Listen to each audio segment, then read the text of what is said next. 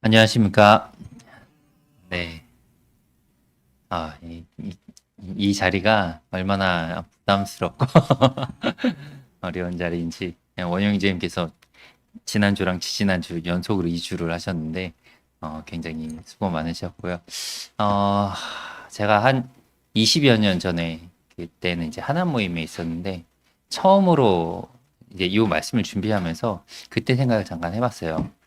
처음 강단에 올라서서 말씀을 전할 때 굉장히 떨리고, 어, 그때는 또 정말 어린 나이였다 보니까는, 이 말을 하면서 계속 내려가고 나니까는 동생 형제가 그러더라고요. 왜 이렇게 떠냐고. 왜 이렇게 발발 떠냐고. 근데 어, 이제 제가 여기 군포에 온 지도 한 이제 5년 정도 이렇게 됐는데, 처음 이 자리에 나와서 말씀을, 전하게 되었습니다. 말씀을 전한다는 것은 하나님의 말씀을 어, 받은 대로 하나님의 말씀이다라고 생각을 하시고 제가 전하는 말씀이 김규태 형제의 말이 아니라 하나님의 말씀이다라고 생각하시고 들어주시기 바랍니다. 하나님께서 정말 성도님들에게 어떤 말씀을 하실지 잘 전할 수 있게 마음속으로 같이 기도해 주시면 감사하겠습니다. 그러면은 성전에 올라가는 노래 시편 125편을 말씀을 가지고 말씀을 전해 보도록 하겠습니다. 혹시 I'm 실례요라는 말 혹시 아시나요? 네, 저희 웃는 분들이 계시면 이제 뉴스 많이 보시는 분들이고 아, 도대체 무슨 말이야 하시면 세상 일에 관심이 없으신 분들인데 I'm 실례요라는 말이 얼마 전에 굉장히 이제 우리나라를 핫하게 달궜던 이제 말 중에 하나인데 자세한 내용은 뭐 궁금하시면 인터넷 들어가셔서 찾아보시면 됩니다. 어, 어, 이 말은 나는 당신을 신뢰합니다라는 말을 하려고 했었던 것 같아요. 그런 표현을 쓰기 위해서 이제 사용된 문장인데 문법이 좀 많이 맞지 않았죠. 어쨌든 간에 여기서 말하는 신뢰, 영어로는 이제 trust라고 얘기를 하는데요. 어, 그 의미가 무엇일까요? 굉장히 다음 페이지 부탁드립니다. 넘어갔네요. 죄송합니다. 어, 보통 트러스트, 신뢰는 믿다라는 단어로 많이 사용을 합니다. 우리나라에서 가장 믿다라는 말을 많이 쓰는 영어 단어를 하면은 believe를 제일 많이 쓰죠. 그래서 보통 우리나라에서는 believe를 믿다라고 많이 쓰는데 오늘 성경에서 시편 125편에서 나오는 신뢰는 이제 trust를 사용을 합니다. 그 두 개의 단어는 약간의 차이점이 있는데요. 보시게 되면 believe 같은 경우에는 말이나 사실, 사람을 믿다, 그것에 대한 확신이 있다라고 말하는 한편에 trust는 사람의 성격, 능력, 의지 등을 믿다, 신뢰하다라는 의미로 사용이 됩니다. 한국말로는 똑같은 믿다라고 번역이 되지만 두 말은 살짝 다르게 사용이 되게 되죠. 그래서 오늘 시편 125편을 통해서 의지, 신뢰라는 말에 대해서 한번 보기를 원합니다. 오늘 본문의 제목을 여호와를 의지함, 신뢰함이라는 말씀으로 제목으로 해서 본문을 나눌 텐데요. 먼저 시편 125편이 굉장히 짧기 때문에 다 같이 함께 읽어보고 함께 말씀을 보도록 하겠습니다. 시작. 여호와를 의지하는 자는 시온산이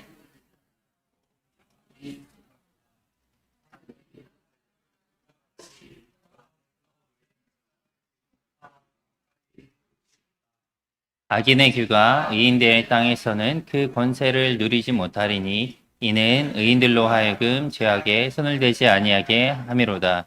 여호와여 선한 자들과 마음이 정직한 자들에게 선대하소서. 자기 굽은 길로 치우친 자들은 여호와께서 죄를 범하는 자들과 함께 다니게 하시리로다. 이스라엘에게는 평강이 있을지어다. 네, 감사합니다. 그럼 다음 페이지 보시면은 어, 1절 말씀 다시 한번 읽도록 하겠습니다. 여호와를 의지하는 자는 시온산이 흔들리지 아니하고 영원히 있음 같도다. 하나님께서 하나님을 의지하는 자, 저 의지라는 단어가 아까 말씀드렸던 trust라는 단어인데요. 의지하는 자는 시온산이 흔들리지 아니하고 영원히 있음 같다라고 이야기를 하십니다. 어, 시온산 많이 들어보셨죠? 시온산. 이 시온은 그 발음으로는 뭐 치온이라고 한다고 하는데 뭐 저도 잘 모르겠고요. 그 정확한 이제 뜻으로는 보통 이제 보호받는이라는 뜻을 많이 사용을 한다고 합니다. 그리고 어떤 학자들은 이 뜻을 요새나 성으로 해석을 하기도 하는데요. 다들 아시겠지만 요새나 성은 어, 적을 막기 위해서 건축물을 쌓아서 그 안에 있는 사람들을 보호받게 하는 것이 주 목적입니다. 한마디로 시온이라는 말의 의미 자체는 그 보호하는 그런 뜻을 가지고 있게 됩니다. 그리고 이 시온은 그 예루살렘 기드론과 그 트로포에온 골짜기 사이에 있는 산등성이 남쪽 정상에 있는 바위로 된 비탈면이었는데요. 제가 따로 사진은 준비를 하지 못해서 나중에 궁금하신 분들은 구글로 한번 찾아보시기 바랍니다. 그런데 이 이름은 나중에 예루살렘 펼쳐져 있는 동쪽 산등성이 전체를 가르치게 되게 사용이 되었고요. 후에는 예루살렘 도시 전체를 뜻하는 말로 사용이 되게 됩니다. 그리고 나중에 대해서 이 시온은 하나님의 통치가 구현될 장소로 나타나기도 합니다. 요한계시록 14장 1절과 히브리서 12장 22절을 보게 되면요. 또 내가 보니 보라 어린 양이 시온산에 섰고 그러나 너희가 이른 곳은 시온산과 살아계신 하나님의 도성인 하늘의 예루살렘과 이렇게 시온에 대해서 표현을 하고 있습니다. 이 시온이란 장소가 현재 지금 저희가 볼 수 있는 그런 장소입니다. 이 현재 이스라엘 예루살렘에 있는 장소이기도 하고 그런데 뭐 다들 아시겠지만 이 땅은 하나님께서 새롭게 하실 때 없어질 장소이기도 합니다. 하지만 저기서 보여준 대로 요한계시록과 히브리서에서 말씀하신 대로 또한 영원히 있을 곳이기도 합니다. 시편 기자는 1절 말씀을 통해서 하나님께서 자신을 의지하는 자들을 시온과 같이 영원히 있을 것이라고 말씀을 하십니다. 그런데 하나님을 의지하는 자, 여호와를 의지하는 자라고 이야기를 하시는데요. 그 사람이 어떤 사람일까요? 여호와를 의지한다라는 거. 아까 제가 트러스트라는 말을 분명히 했는데요. 트러스트는 그 사람의 그 성격, 능력, 의지 등을 믿다, 신뢰하다라고 말씀을 드렸습니다. 한마디로 하나님의 통치 안으로 들어오는 사람을 말을 할 수 있습니다. 통치 아래 들어간다는 말 자체는요. 통치자의 능력을 믿고 따른다는 것입니다. 하나님을 의지하는 자는 흔들림이 없을 것이고 그리고 하나님의 통치 아래 영원히 거한다라고 1절에서 말씀을 하고 계십니다. 그리고 이 말씀은 2절을 통해서 계속 이야기를 하십니다. 다음 페이지 부탁드립니다. 2절 말씀 보시게 되면요. 산들이 예루살렘을 두름과 같이 여호와께서 그의 백성을 지금부터 영원까지 두루시리로다. 1절에서는 하나님을 의지하는 자들이 영원히 있다라고 말씀을 하셨는데요. 그러면 어떻게 영원히 있을 수 있을까요? 자, 산들이 예루살렘을 두른 것 같이 하나님께서 백성을 두르신다라고 말씀하십니다. 아까 말씀드렸던 그 시온, 그 예루살렘 그 동편에 있었고 그 골짜기였던 그 시온은 천혜의 요새와 같은 역할을 했습니다. 한마디로 그 예루살렘을 보호하는데 그 자연 지형 자체가 그렇게 특화되어 있었다라는 거죠. 근데 하나님께서 시온이 예루살렘을 지키는 것처럼 여호와의 백성을 지키신다고 얘기했습니다. 그러면 아까는 그 하나님의 통치 안으로 들어온 자들이 영원히 있을 거라고 얘기했는데요. 그럼 하나님께서 그 하나님께 보호를 받는 백성들은 과연 어떤 사람들일까요? 제가 PPT에 그 올려놓은 대로 하나님의 백성은 아까 말씀드린 대로 통치 안에 들어온 사람들을 말을 합니다. 통치라는 것은 그 주권을 인정하고 그리고 하나님의 말씀을 전적으로 의지하고 그분께 모든 것을 맡기는 사람인 것이죠. 그래서 하나님의 주권을 인정하는 사람이라야 하나님의 백성이라고 할 수 있는 것입니다.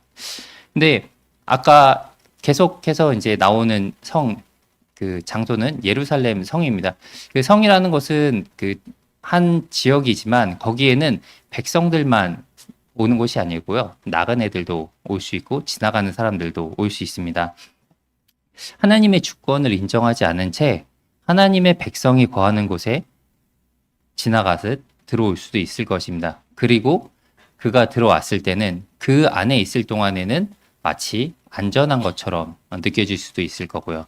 그런데 그가 성 밖으로 나갔을 때는 결코 하나님의 손의 보호를 받을 수 없습니다. 하지만 하나님의 백성은 하나님의 손이 그 예루살렘뿐만 아니라 어느 곳에든 있기 때문에 그 손이 닿지 않는 곳이 없기 때문에 하나님의 백성은 계속해서 보호를 받을 수 있고요. 그리고 그 성에 끝까지 남아 있으려고 하는 나그네들, 결국에 중요한 시점, 마지막 때에는 어떻게 될까요? 당연히 밖으로 내어침을 당하게 될 수밖에 없습니다. 그 하나님께서는 3절을 통해서도 계속 하나님의 백성을 보호하시는 것을 이제 말씀을 하시는데요. 3절 말씀을 보게 되면 악인의 규가 의인들의 땅에서는 그 권세를 누리지 못하리니 이는 의인들로 하여금 죄악에 손을 대지 아니하게 함이로다. 자, 여기서 이제 좀 몇 가지 단어가 나오는데 하나님의 권능 아래 놓인 백성 그리고 곧 하나님의 말씀을 전적으로 의지하는 자들에게는 악인의 통치가 이루어질 수 없다라고 합니다.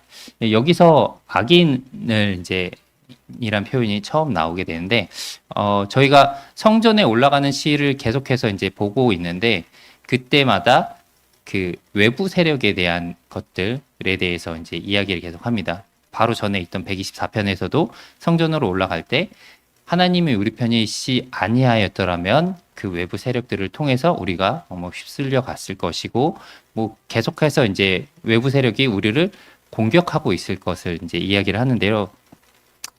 말씀드린 대로 악인은 성전 밖의 세력 그리고 하나님이 없는 세계 곧 세상을 의미를 하게 되고요. 규는 통치, 권능, 능력을 말할 수 있게 됩니다. 한마디로 악인의 권능이 의인들의 땅, 곧 하나님이 통치하는 곳에는 그 권세가 자기 백성에게 닿지 못하도록 하나님께서 막으신다고 하시는 겁니다.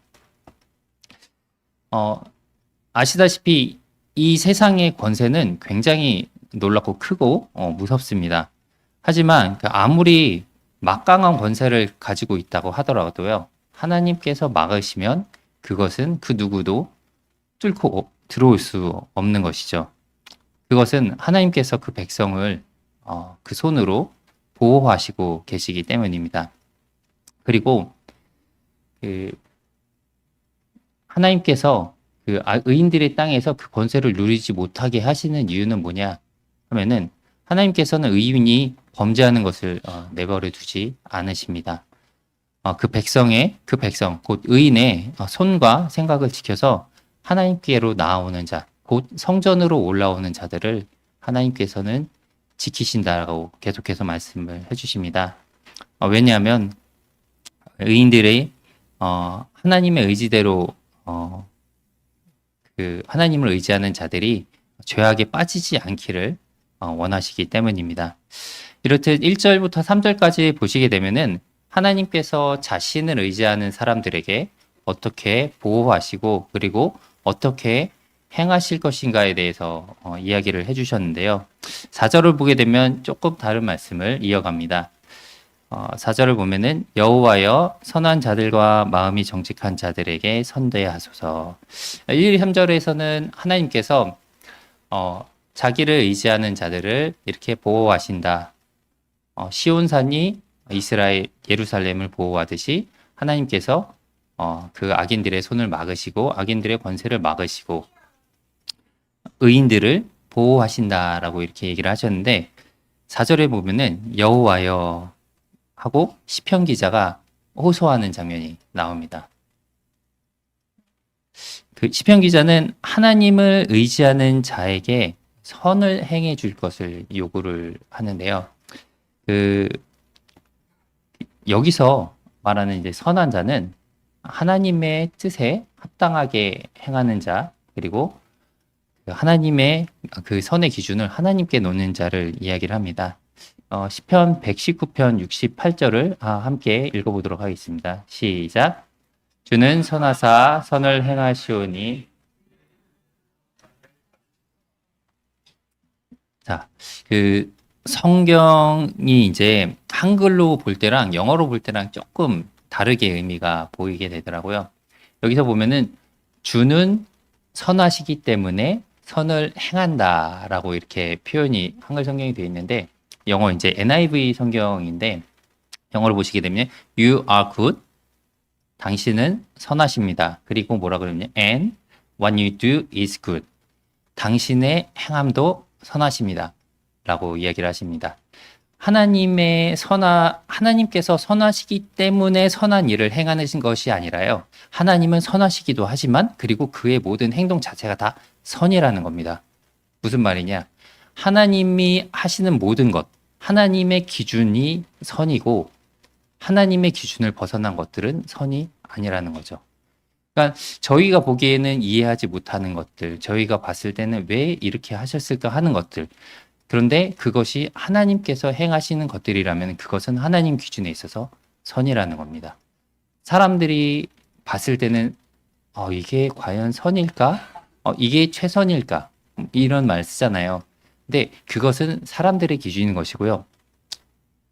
성경에서 말하는 선은 하나님의 행동, 하나님의 모든 행위, 하나님의 모든 기준이 다 선이라고 하는 겁니다. 이렇듯 하나님을 의지하고 나아가는 자들에게 시편 기자는 뭐라고 얘기하냐면은 하나님의 길로 인도해 달라고 요청하는 겁니다. 그 선한 삶을 자기가 원해서 살 수 있는 사람은 아무도 없습니다. 네. 자기가 스스로가 선해지기를 원하고 선한 삶을 살기 위해서 나아갈 수는 있는데, 근데 그게 과연 선한 길일까요? 그것은 하나님을 의지해 나갈 때 하나님께서 그 사람을 통해서 인도해 주시는 길이 선한 길이 되는 겁니다. 그리고 5절에서는 이제 선한 자에 반대되는 것에 대해서 이야기를 하시는데요. 5절을 보게 되면 자기의 굽은 길로 치우치는 자들은 여호와께서 죄를 범하는 자들과 함께 다니게 하시리로다. 이스라엘에게는 평강이 있을지로다. 조금 전에는 하나님의 뜻을 구하고 그리고 선한 그 정직한 자에게 그 선을 행하고 하나님의 길로 인도해 달라고 얘기를 했는데 5절에서는 자신의 굽은 길로 치우치는 자라는 사람이 나옵니다. 자신의 굽은 길로 치우치는 자는 어떤 사람일까요? 아까 말씀드린 대로 선을 하나님께 둔 것이 아니라 자기 기준에 둔 사람이 자신의 굽은 길로 치우치는 겁니다. 하나님께 그 기준을 뒀다고 하면은 하나님의 옳은 길로 가는 사람이 되겠죠. 근데 말씀드린 대로 자기의 굽은 길로 가게 되면서 그 행위가 이제 자신의 기준으로 놓게 됩니다. 잠언 14장 12절, 16장 25절을 보게 되면은 어떤 길은 사람의 보기에 바르나 필경은 사망의 길이라고 말씀을 하십니다. 자기가 선하다라고 생각을 하고 자기가 이게 옳다라고 생각을 하고 자기를 의지하고 자기의 기준으로 행하게 됐을 때 근데 그것은 하나님 보시기에 사망의 길일 수가 있다라는 것이죠. 그리고 그렇게 가는 사람들은 어떻게 되냐? 하나님을 의지하기보다는 자기의 그 길을 자기의 기준에 맞춰서 가게 됩니다.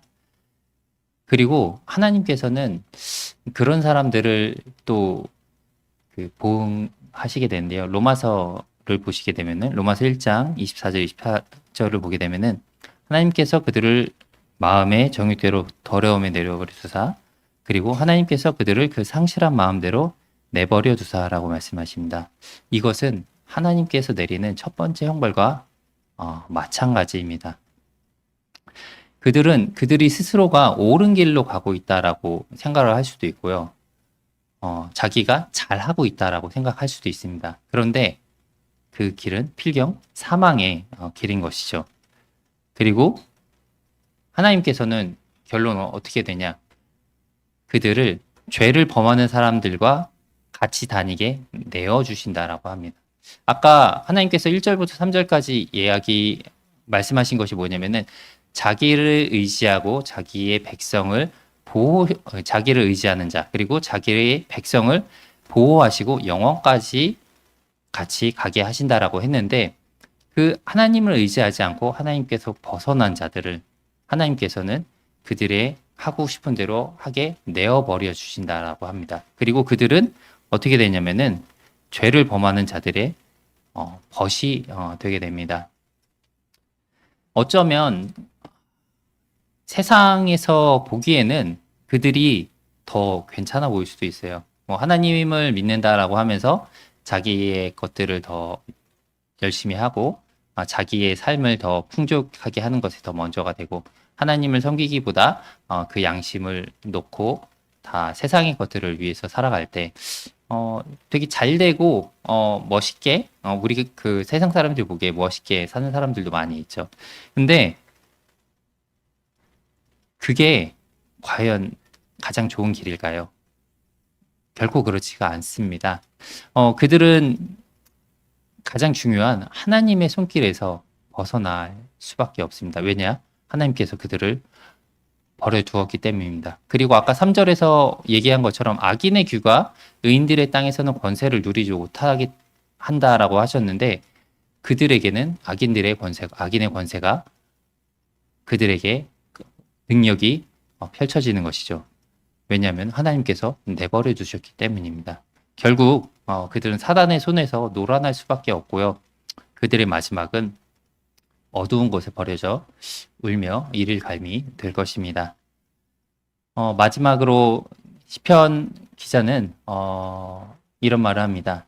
이스라엘에게는 평강이 있을지어다. 그 1절부터 5절까지 쭉 이야기를 하면서 갑자기 뜬금없이 이스라엘의 평강을 구하는 이제 이야기를 하는데요. 시편 125편 외에 122편 6절 그리고 128편 8절에서도 시편 기자는 계속해서 이스라엘의 평강을 구하고 있습니다. 22편 6절에 보면은 예루살렘을 위하여 평안을 구하라. 예루살렘을 사랑하는 자는 형통하리로다. 이스라엘에게 평강이 있을지로다. 라고 이렇게 다른 성경에서도 계속해서 이스라엘의 평안을 구하기를 요청을 하는데요. 왜 그럴까요?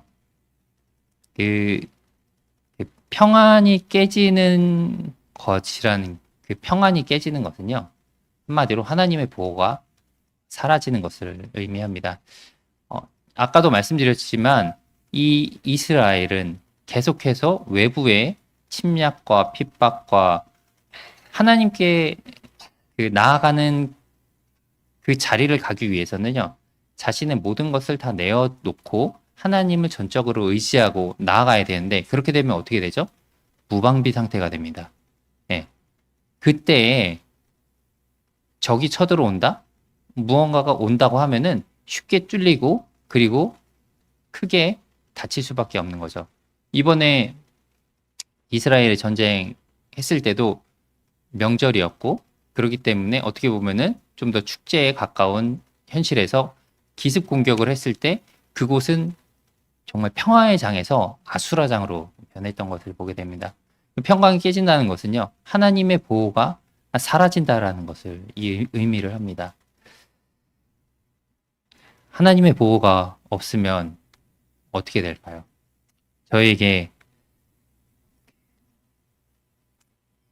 만약에 하나님께서 저희를 보호하지 않으셨다라고 한다면 지난주에 배우셨죠? 예. 하나님께서 우리 편이 아니셨더라면 말씀하신 것처럼 정말 엄청난 것들이 저희들에게 닥쳐올 것입니다. 그래서 시편 기자는 계속해서 이야기를 합니다. 이스라엘의 평안을 위해서 기도하라. 라고. 그러면은 우리는 어떤 것을 위해서 기도를 해야 될까요? 네, 교회를 위해서, 교회의 평강을 위해서 기도하는 것이 필요합니다. 많은 분들이 그 뭐 들음으로써 아시는 분들도 있고, 뭐 직접 경험해서 아시는 분들도 있지만, 교회의 평안이 깨지게 되면요, 굉장히 어렵습니다. 그리고 그 교회의 평안이 깨졌을 때는요, 교회, 뭐 교회의 평안이 깨진 게 나랑 무슨 상관이야라고 생각을 하실 수가 있는데요. 그것은 개인에게 다 영향을 끼치게 됩니다. 만약에 지금 상황에서 전쟁이 난다 그러면 국가 대 국가의 전쟁 아니야? 라고 이야기를 하는 사람은 아무도 없을 거예요. 왜냐? 현실적으로 나한테 닥치는 일이기 때문이죠. 한마디로 교회의 평안이 깨지게 된다라고 하면은 그것은 저희 자신들의 평안이 깨지는 것과 마찬가지입니다. 그래서 시편 기자는 마지막까지 이제 이야기를 하기를 평안을 위해서 기도해 달라라고 이야기를 합니다. 시편 기자는 이 5구절을 통해서 하나님께서 그를 의지하는 자를 어떻게 보호하실지, 그리고 하나님께서 어떻게 행하실지를 말씀을 해주셨습니다. 그렇다면 하나님을 의지하는 자는 어디로 가야 할까요? 네, 지금 이 자리, 이곳으로, 그리고 성전을 향해 올라가는 것이 바른 길입니다. 아까도 말씀드린 대로 성전을 향해 가는 것은요, 하나님께서 기뻐하는 일이십니다. 성전으로 올라가는 것은요, 올라갈 때는 전적으로 하나님을 의지할 수밖에 없습니다. 외부의 공격, 악한 자의 핍박에서 자신을 보호해 주실 하나님을 믿고 올라가야 되기 때문이죠. 왜냐? 저희는 그 올라가는 사람은 무방비 상태일 수밖에 없습니다. 자신의 모든 것을 내어놓고 하나님만 바라보고 가는 것이기 때문입니다. 어쩌면 성전으로 가는 길목에서 우리 노릇으로 볼 때 세상의 것들, 사단이 보여주는 영광이 좀 크게 보이고 화려하게 보일 수도 있어요. 근데 그 모든 것들은 하나님이 기뻐하시는 것도 아니고 또한 이 땅에서 사라질 것입니다. 그리고 그 마지막은 아까 말한 대로 멸망으로 떨어질 것입니다. 이제는 저희가 결단을 한번 해보는 시간도 가질 필요가 있을 것 같아요. 과연 하나님을 의지하고 그의 통치에서 들어가서 삶을 맡길 것인지, 아니면 자신의 굽은 길로 행하실 것인지. 이 선택은 남의 강요로 이루어지지 않고요. 스스로가 선택하셔야 됩니다. 그리고 그에 대한 책임은 스스로가 지셔야 되고요. 그런데 저는 여기 계신, 그리고 이 말씀을 듣는 모든 성도님들께서 하나님과 함께 하시기를 바라겠습니다.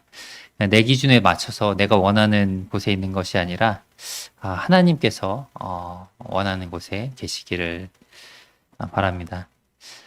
이번 시편 125편을 통해서 하나님을 의지하고 성전을 향해 올라가는 것이 무슨 의미를 갖는지 말씀을 통해 봤는데요. 아까 계속해서 말씀을 드렸지만 성전을 향해 가는 사람은 전적으로 하나님을 의지할 수밖에 없습니다.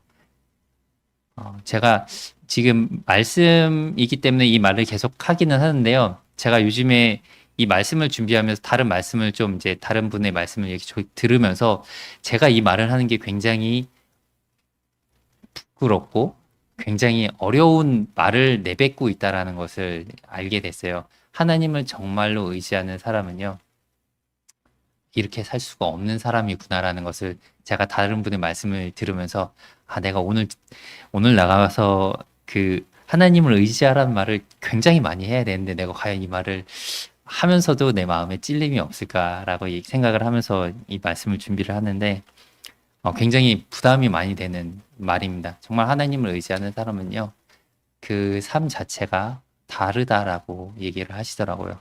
요즘에 상당히 이제 고민에 많이 빠져 있어요. 요 며칠 사이에. 그래서 정말 하나님을 의지하는 삶을 정말 살아보고 싶다라는 생각을 많이 하게 되면서 우리가 가야 할 길에는 하나님께서 함께 하시니, 그리고 하나님께서 먼저 가셨으니까 정말 우리가 하나님을 바라보고 함께 나아갔으면 좋겠습니다. 제가 이제 그룹 교제를 위해서 두 가지 질문을 준비를 했습니다. 첫 번째 질문은 내가 진정 의지하고 있는 것이 무엇인지 한번 생각해서 이야기해 보시면 좋겠고요. 두 번째는 하나님을 신뢰했을 때 선대해 주신 일이 있으면 같이 한번 나눠보면 좋을 것 같습니다. 그럼 잠시 기도하시고 그룹 교제 하도록 하겠습니다.